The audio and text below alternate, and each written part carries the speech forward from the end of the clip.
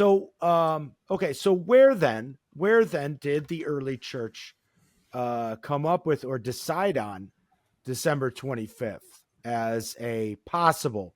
Because obviously it's not in the Bible, it's not said explicitly. But where did that calculation come up?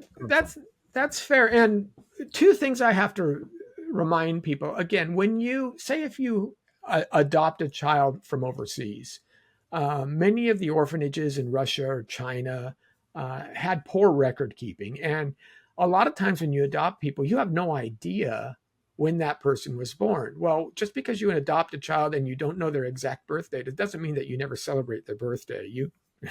You choose a day, right?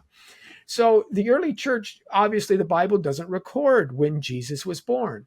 They have to give it their best guess. And what they did was they actually turned to an ancient Jewish tradition. In the Second Temple period, in the time of Herod and up till 70 AD at least, there was a assumption that major events of a prophet's life would coincide. Any prophet that was stepping into the realm of his ministry, there would probably be, especially if the prophet was killed, that was a marked date in the mindset of the Jewish people of this era. So if you were slain on a specific date, if you were killed for your ministry on a date, then that probably coincided also with your birth. You know, they like the round numbers, right? You've lived 40 years and walked on the earth, or perhaps your conception. And most scholars and the early tradition was, if you start calculating when Passover is, because the idea that Jesus had the Last Supper and then suffered on Passover day before the sun went down, they would calculate Jesus' death at 25th of March, 30 AD. That's when Passover was, the night of that Passover and the following day. And 30 AD, he was about 30 years old. So they assumed that March 25th was probably when Jesus was crucified. And then what they did was simple math. They said, well, if March 25th was his crucifixion date, maybe that was the date that the angel appeared to Mary. The other big issue in the Gospels, where the announcement, this is when Jesus is actually incarnated. Matter of fact, Augustine tells us this in his writings. He says, he writes it out specifically, Christmas was part of a tradition that Jesus was incarnated. And when he notes that, he says, well, if Jesus is incarnated on the 25th of March, we just add 9 months to it, right? Because we all know how long it takes to gestate a baby. Yeah. So March 25th plus 9 months, what do you get? December 25th. Right. And that's where this idea starts to come from. Yeah. So again, a Jewish idea. And there's another article by William Ty in Touchstone magazine from years back called Calculating Christmas, where he talks about this as well. It's called The Integral Age. Regardless of whether or not we believe that's exactly the case, that's exactly what happened historically.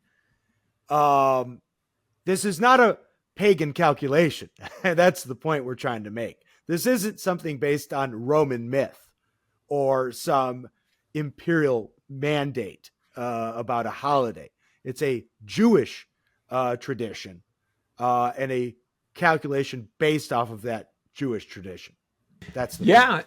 In fact, St. John Chrysostom was really kind of into this stuff, and he starts working out all of the different timelines. He says, well, the angel Gabriel's announcement of Mary's conception happened while Elizabeth was 6 months pregnant. Luke tells us this. We know this.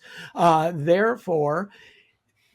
Zechariah, if you remember, was serving in the temple when he proclaimed that Elizabeth was pregnant, right? He was one of 24 of the Levites of that order who would serve in the temple, and each one had actually an assigned date. So you had 24 sets, and each one would serve 2 weeks. So Chrysostom starts to do his calculations. He goes, well, that means that, knowing that Zechariah's service was on the Day of Atonement, that means the conception of John the Baptist happened in the fall. And 3 months later, I mean, 6 months later, the angel Gabriel appears to Mary. So if Elizabeth's conception's in the fall, Mary's conception's in the spring. That means it lines up with March 25th. And then he goes from there and says, therefore, December 25th makes sense. Now, again, this is a guy taking a pencil and paper and trying to figure it out, but it nowhere does the pagan concept come into play at all. These are very internal and Christian referenced dates that he's pulling from.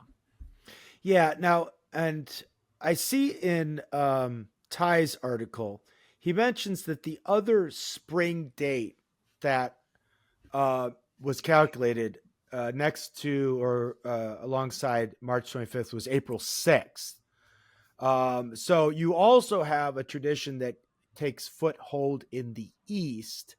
If you go with an April 6th calculation for Jesus's incarnation, then you get a January 6th birth. And we see this in the Eastern tradition to this day. And that carries over into some Western countries as well.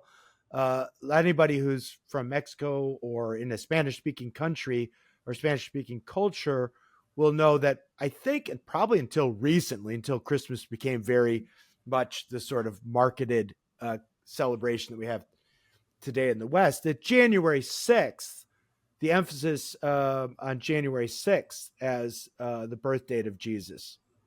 I think they also follow the Julian calendar. Yeah. Right. It's a calendar. Yeah. And then in the West, I think that becomes the Feast of the Epiphany of the Magi visiting the Christ child. But the other possible date that was being calculated out, given this Jewish tradition, again, was April 6th for the incarnation, January 6th for the birth of Jesus. Right. And that's why, Easter is celebrated. The Pascha is celebrated later as well in the Eastern tradition. Yeah.